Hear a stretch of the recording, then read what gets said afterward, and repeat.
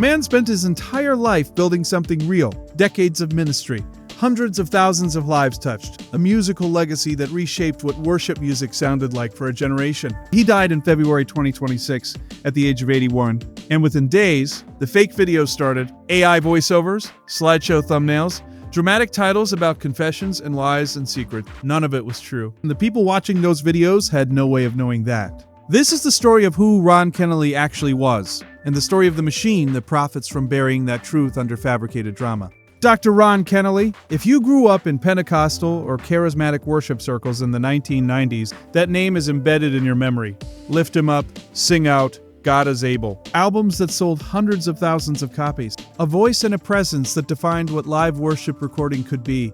He was signed to Integrity Music. He performed at large-scale worship events globally. He received honorary doctorates. He was, by any measure, one of the defining figures of the modern Christian worship movement. Before any of that, there was a young man from Pomona, California, chasing a different dream entirely. Ron Kenoly, in the late 1960s and early 1970s, was not a gospel singer. He was an R&B musician, performing in nightclubs, touring, living the secular music life. There was a woman beside him, Tavita, who married him and stayed beside him through all of it. Their story, as they told it publicly over decades, is one of the genuinely compelling redemption narratives in gospel music. And it is also, right now, being actively buried under fabricated lies designed to generate ad revenue. Here is what Ron and Tavita Kenoly actually said, publicly, on the record, about the early years of their marriage. The nightclub era was hard on their relationship. Ron has spoken about arguments, about tension, about the strain that his secular career put on the foundation of what they were trying to build together.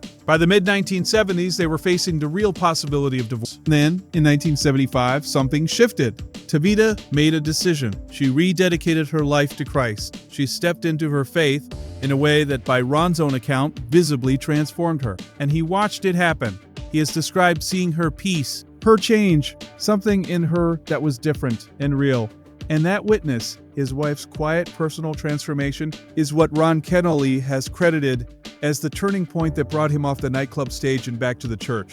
He quit the secular music career. He recommitted to his faith, and he began the journey that would eventually lead to Integrity Music, to global worship ministry, to the legacy he left when he died. That story, the real one, is extraordinary on its own terms. It doesn't need fabrication. It doesn't need drama. It is a genuine account of a marriage that nearly broke.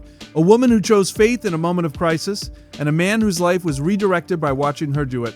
That is the story Ron and Tavita told. It is documented. It is verified. And it is the story being drowned out right now by AI voiceovers, saying things that never happened. Now here is where this story requires honesty about something that the fake video channels exploit, and that we need to address directly. The later years of Ron and Tavita's relationship are genuinely unclear on the public record. Some sources describe Tavita as having passed away after a long illness, and Ron subsequently remarrying a woman named Diana after a period of grief. Other sources, including comments from people who describe themselves as family acquaintances and references from Ron's sons, suggest that Ron and Tavita quietly divorced later in life, and that Tavita is still living and has remarried. These two accounts are fundamentally different. One is death, one is divorce, and the public record does not cleanly resolve which is true.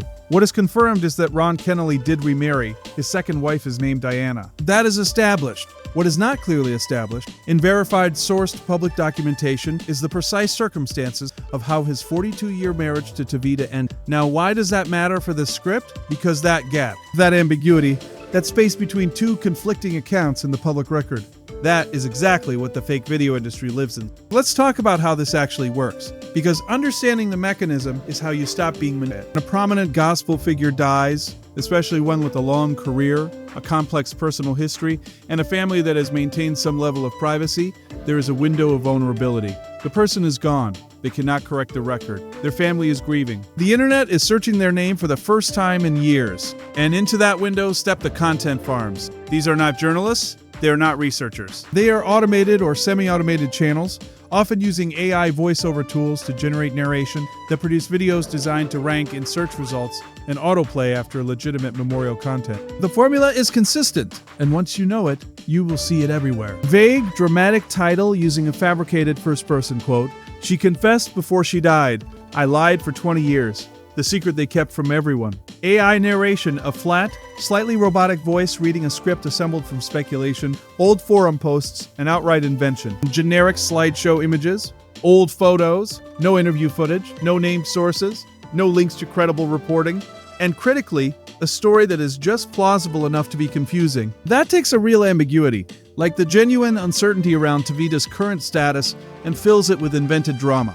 Goal is not to inform. The goal is watch time and ad revenue. And it works. Because the people most likely to click on a video about Ron Kenoly are people who loved his music, who trusted his ministry, who are grieving his death. They are being exploited at the exact moment they are most vulnerable. Here is the part that deserves to be said plainly. Tavita Kenoly, whatever the full truth of her later story, was a real person who made a real decision in 1975 that changed the trajectory of her husband's life and, by extension, changed the lives of everyone who was ever touched by his ministry. She is the reason the music existed, not in a supporting character way, in a foundational. The turning point in Ron Kenoly's life is documented as the moment he watched his wife choose faith in a moment of crisis. Her courage, her private personal decision, is the origin point of a legacy that shaped Christian worship for decades. Right now, her name is being attached to fabricated confession and invented scandals by channels that have never spoken to anyone in her family and have no interest in who she actually was. That is not a minor content moderation issue. That is a specific harm done to a specific person and to the people who loved her and loved Ron in the name of ad revenue. And it happens every time a gospel figure dies. Every time. The videos appear within days, sometimes within hours. Ron Kenoly died on February 3rd, 2020. He spent 81 years building something true. He deserves better than this. Here is what we still don't know, and what honest coverage has to acknowledge.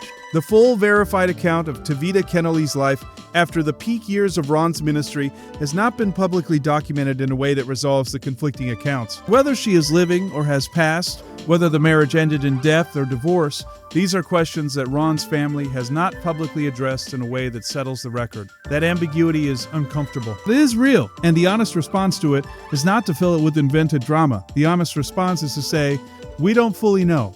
The family has maintained privacy around this, and that privacy deserves to be respected, not weaponized. We do know is the testimony they shared together, the R&B era, the 1975 turning point, the 42 years of documented marriage, the global ministry, the legacy. That is enough of a story. That is more than enough. Rest, the parts we don't have verified sources for, belong to the family, not to a content farm with an AI voiceover and a monetized YouTube channel. Next time you see a video with a title like, "She Confessed Before She Died," or "The Secret Gospel Legend Hid for 20 Years, stop before you click. Ask 3 questions. Is this narrated by an AI voice over a slideshow of old photos? If yes, it is almost certainly fabricated. Does the title use a dramatic first-person quote that you cannot find in any reputable news outlet? If yes, it was invented. Is this video appearing in the days or weeks following a prominent person's death? If yes, it is almost certainly a content farm exploiting grief for ad revenue. These channels are not obscure. They have millions of views. They rank in search results alongside legitimate journalism. They are seen by people who genuinely love the person being discussed and who have no reason to doubt what they're watching. The antidote is simple, but it requires a moment of pause. Look for the original source. Look for the named journalist. Look for the outlet that has a reputation to it. Ron Kenoly spent his life pointing people towards something true.